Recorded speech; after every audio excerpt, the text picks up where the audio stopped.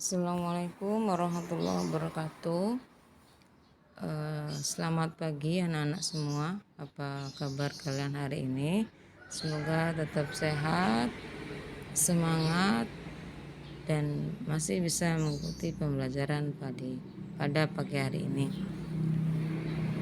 Baiklah, pada kesempatan kali ini Ibu akan sampaikan sekaligus menjelaskan materi kelas 11 semester ganjil yang minggu lalu sudah Ibu share ke grup kalian ya, ke grup mata pelajaran.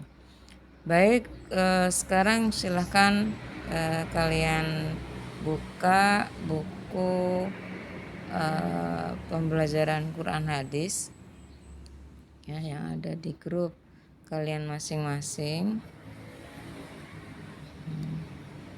Ini yang kelas 11, kita buka dulu.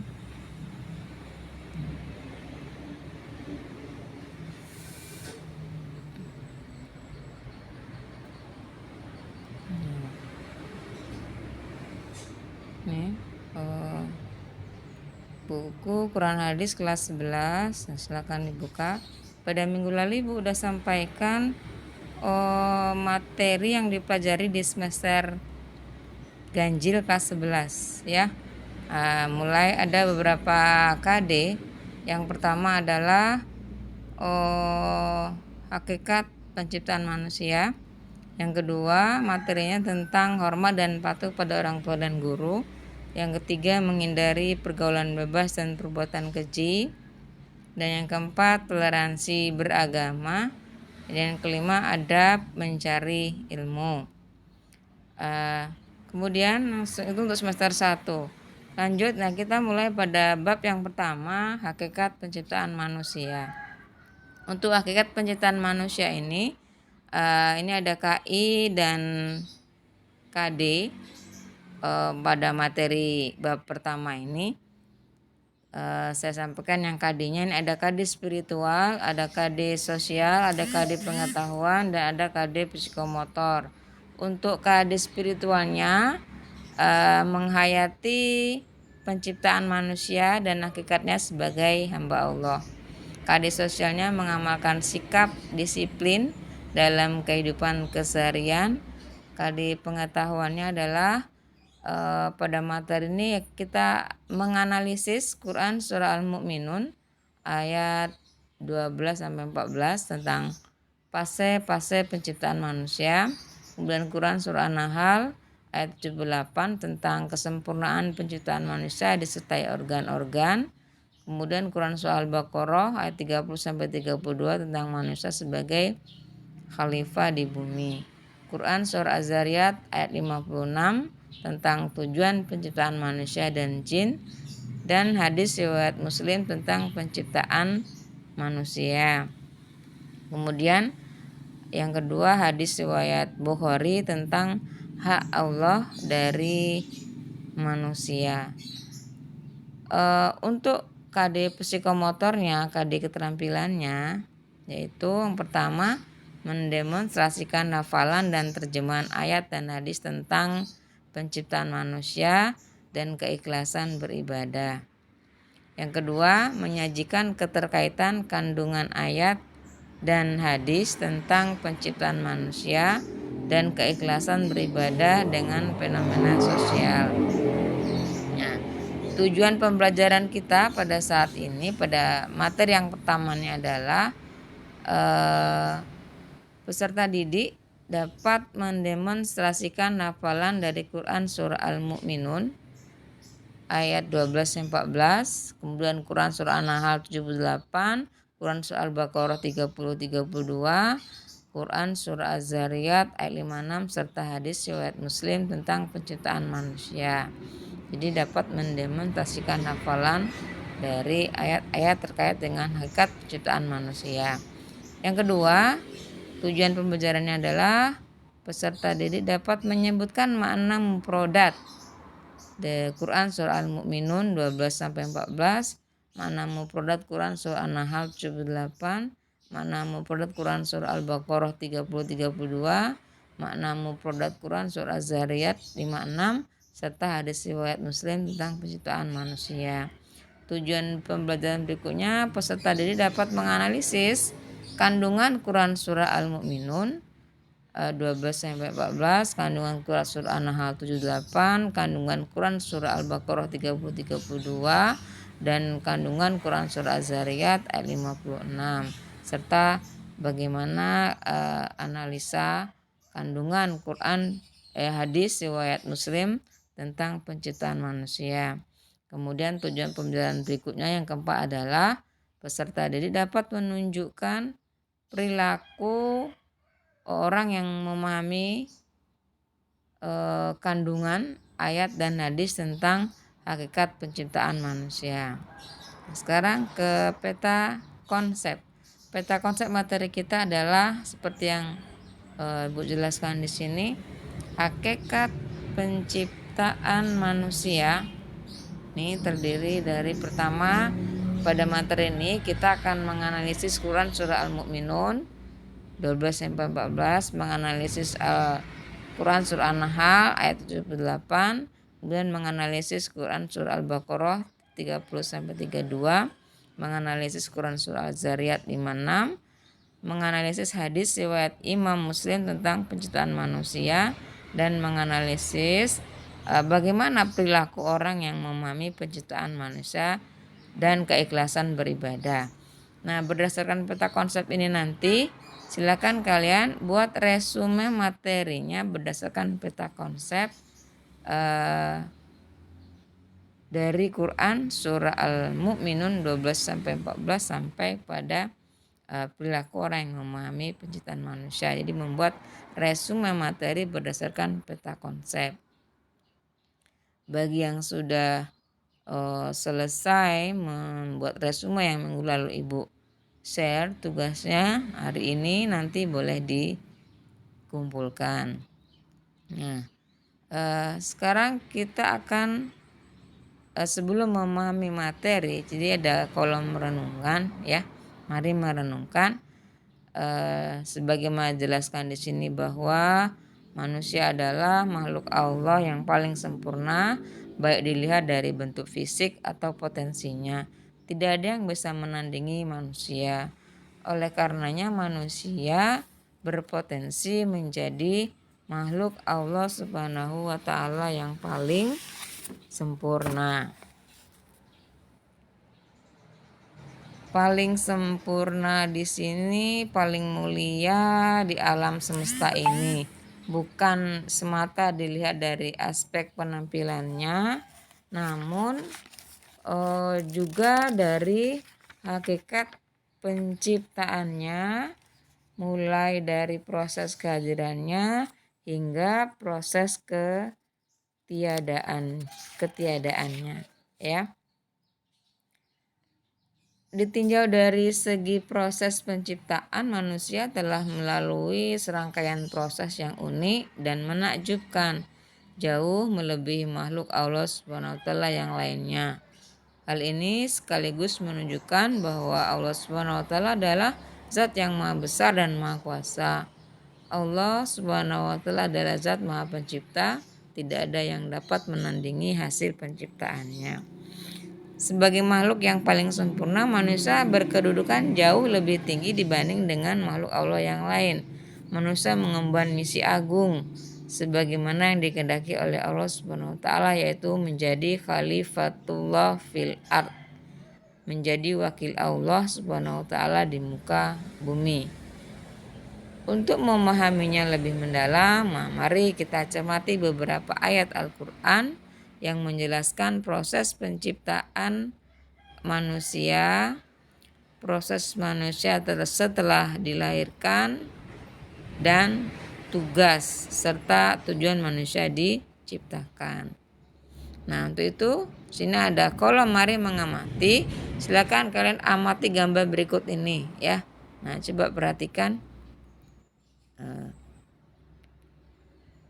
Untuk gambar yang pertama, nah coba lihat di sini tentang proses penciptaan manusia. sesuai dengan Quran surah Al-Mu'minun. Ini gambar yang pertama ini sesuai dengan surat Al-Mu'minun 12, walaqad khalaqnal insana min sulalatin min tin. Manusia diciptakan dari tin, sari, pati, tanah. Kemudian yang gambar kedua, summa ja'alnahu nutfah. Sari pati tanah tadi berubah, diciptakan Allah menjadi nutfah. Nutfah itu berarti sperma yang dalam proses perkembangan secara ilmiahnya inilah nanti yang disebut dengan proses pembuahan. Jadi setelah sulala mintin ya sari pati tanah, kemudian berkembang menjadi nutfah. Nutfah akan mengalami proses perkembangan secara ilmiah yang disebut dengan fertilisasi atau pembuahan. Nah, ini yang belajar biologi akan memahami ini ya, proses pembuahan. Kemudian setelah proses nutfah nih dibuahi nanti akan menjadi calon bayi. Fi summa ja'alnahu nutfatan fi qararim makin. Ya, nutfah ini diletakkan di tempat yang kokoh dalam rahim setelah dibuahi yang akan berkembang menjadi calon individu atau disebut dengan embrio yang akan berkembang menjadi individu. Nah, embrio ini atau sperma yang sudah dibuahi nanti kemudian oleh Allah summa khalaqna nutfata alaqah, dijadikan oleh Allah nutfah tadi menjadi alaqah, segumpal daging. Ini pada gambar nomor 3, segumpal daging, segumpal darah maksudnya ya.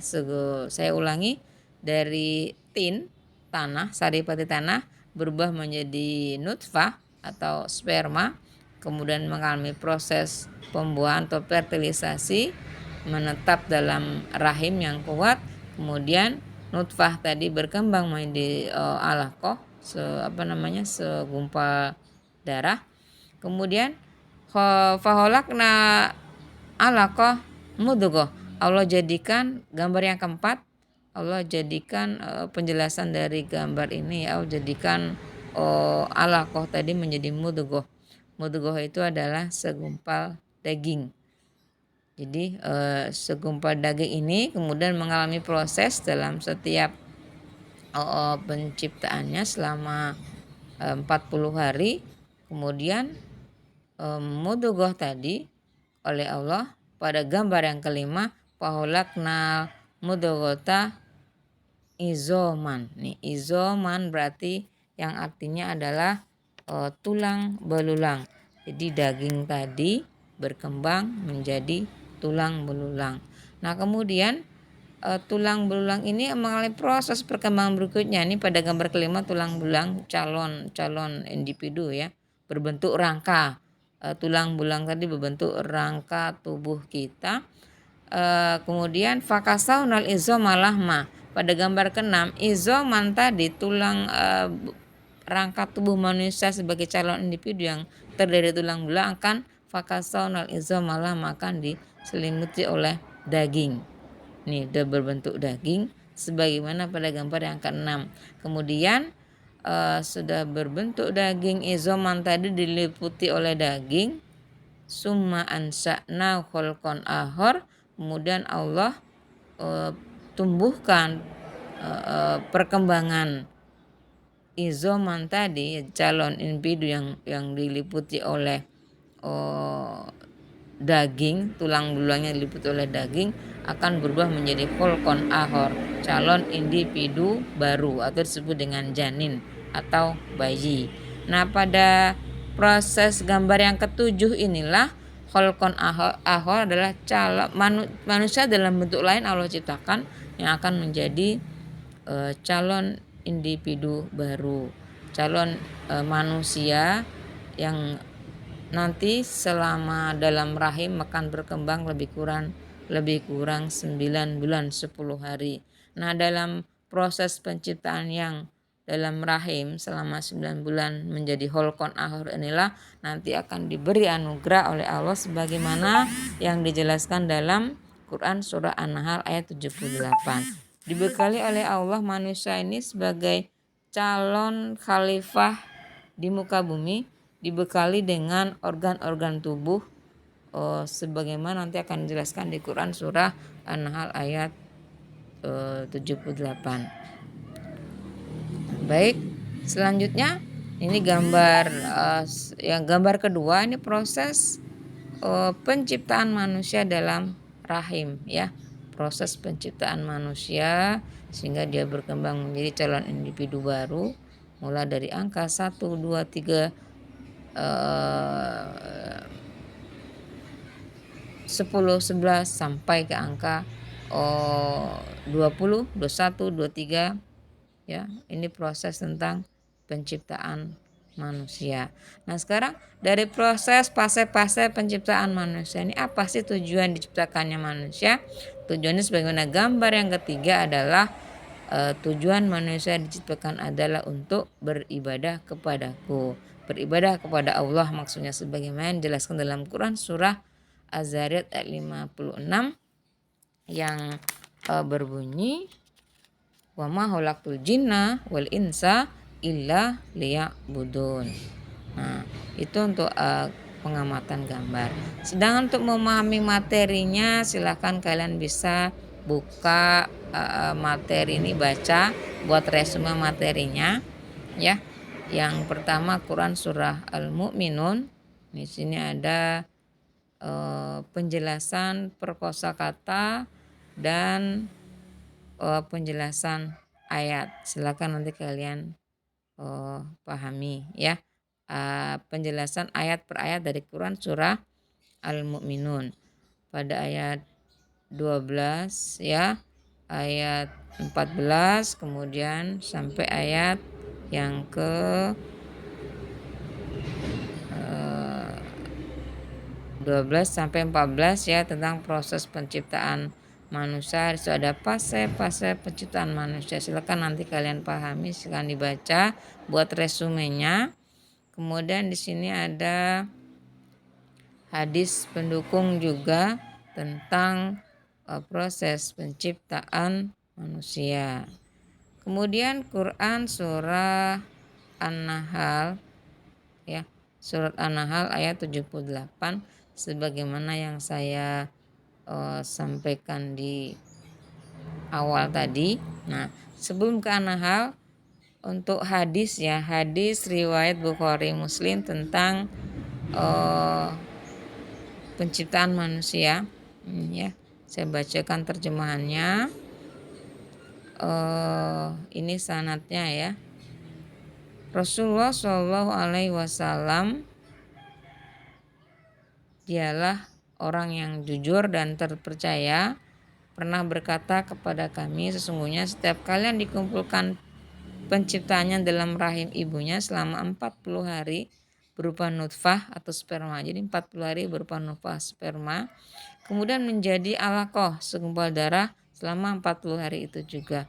Kemudian menjadi mudghah ya, mudghah selama 40 hari juga. Kemudian Allah mengutus malaikat untuk meniupkan ruh dan mencatatkan 4 perkara yang telah ditentukan, yaitu rezeki, ajal, amal perbuatan, dan sengsara atau bahagia.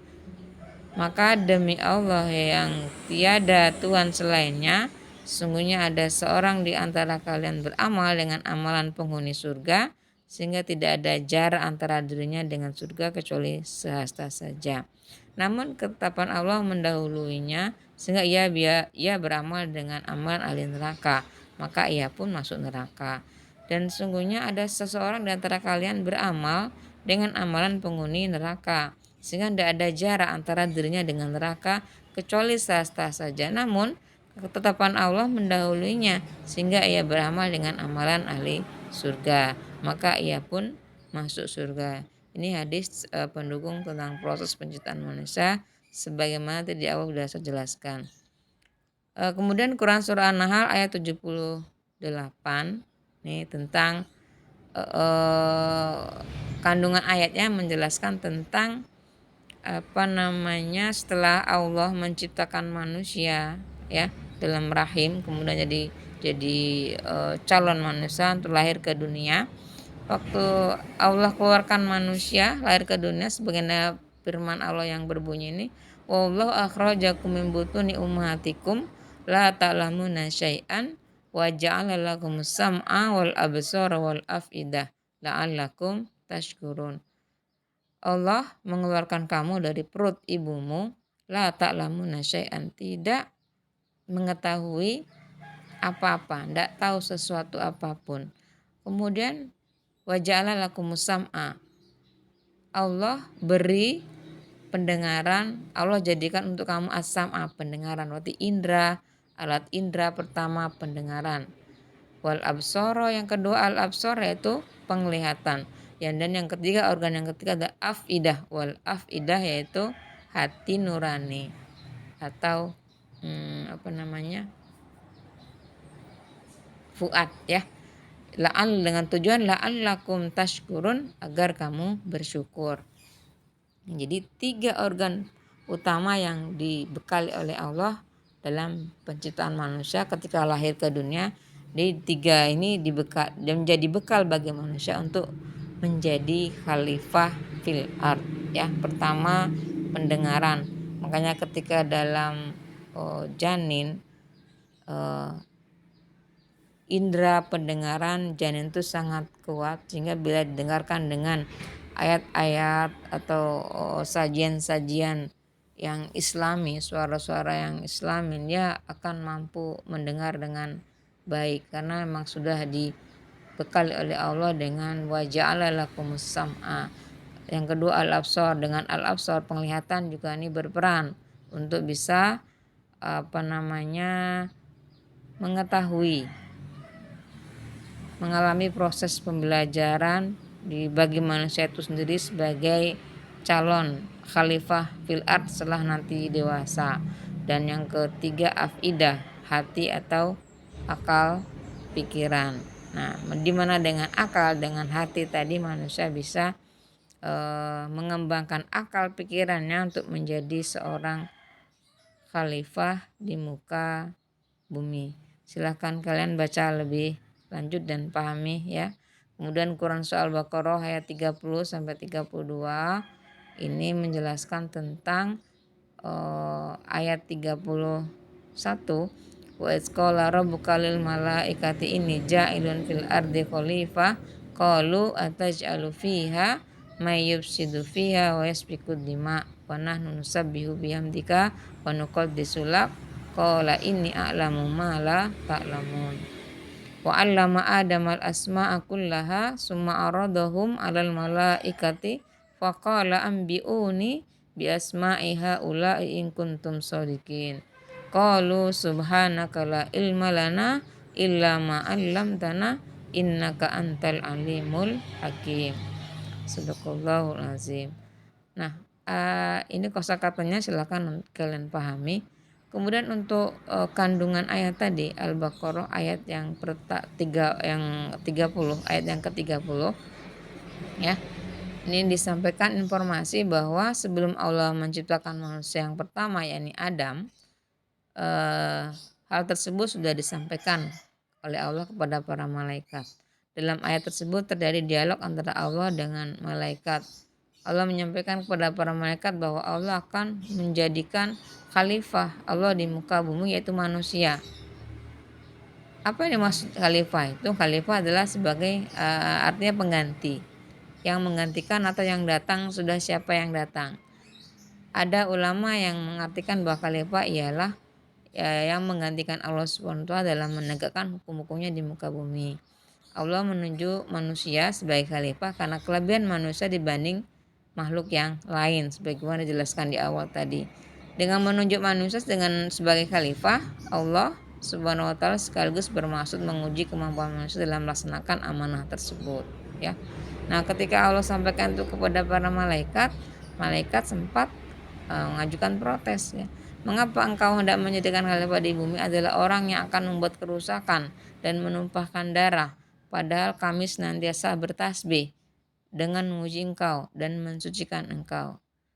Nah, bila dikaji dengan baik, pernyataan para malaikat tersebut bukan pertanda keberatan atas kehendak Allah Subhanahu wa taala, sebab para malaikat adalah makhluk yang sangat taat dan patuh terhadap perintah Allah Subhanahu wa taala. Tidak mungkin malaikat menentang dan mendurhakainya.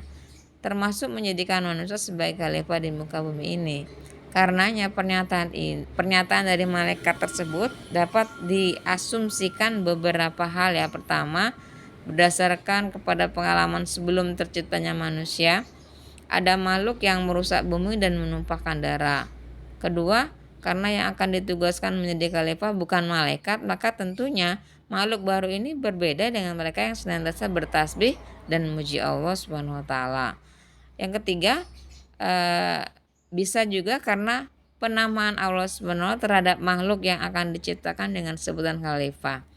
Padahal kata khalifah ini mengisyaratkan fungsi pelerai perselisihan dan penegak hukum, sehingga dipastikan ada di antara mereka yang akan berbuat kerusakan, berbuat perselisihan dan pertumpahan darah. Namun apapun latar belakang pernyataan para malaikat tersebut bukanlah menunjukkan keberatan terhadap rencana Allah Subhanahu wa taala.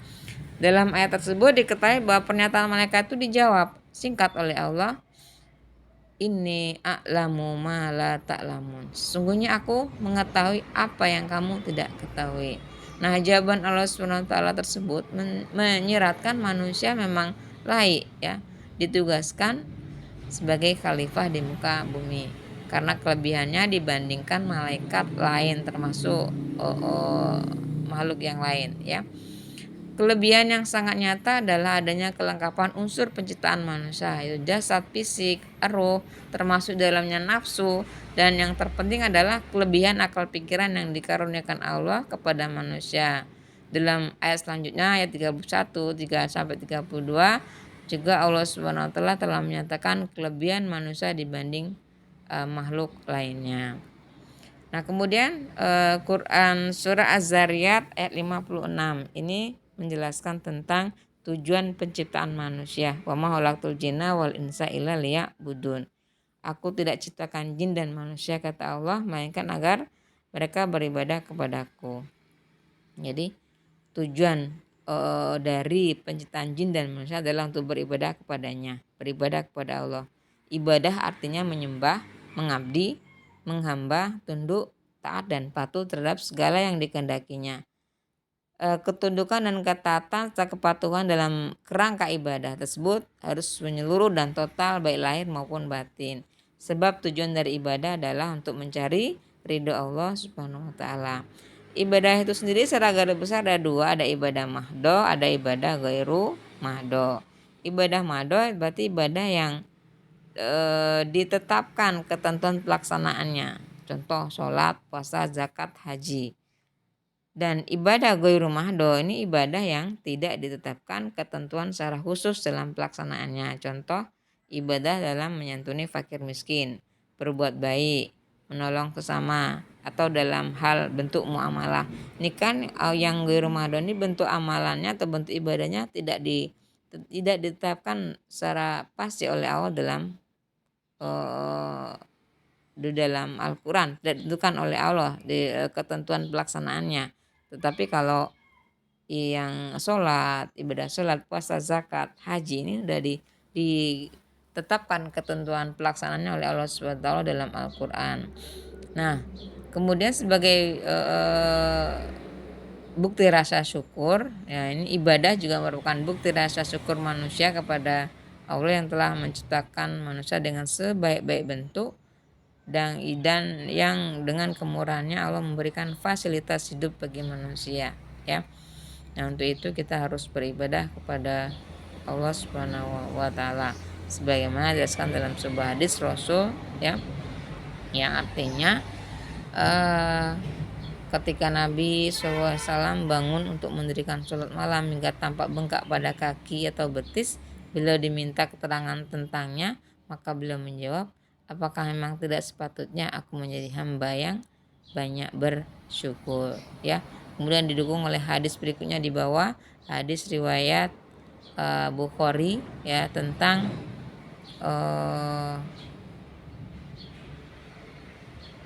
hak Allah kepada manusia dan hak manusia terhadap Allah Subhanahu wa taala ya. Hak para hamba dan hak Allah terhadap hambanya. Silakan nanti dibaca. Ya, di antara hak hamba kepada Allah adalah hak hamba kepada Allah tidak menyiksa orang yang tidak mempersekutukan Allah.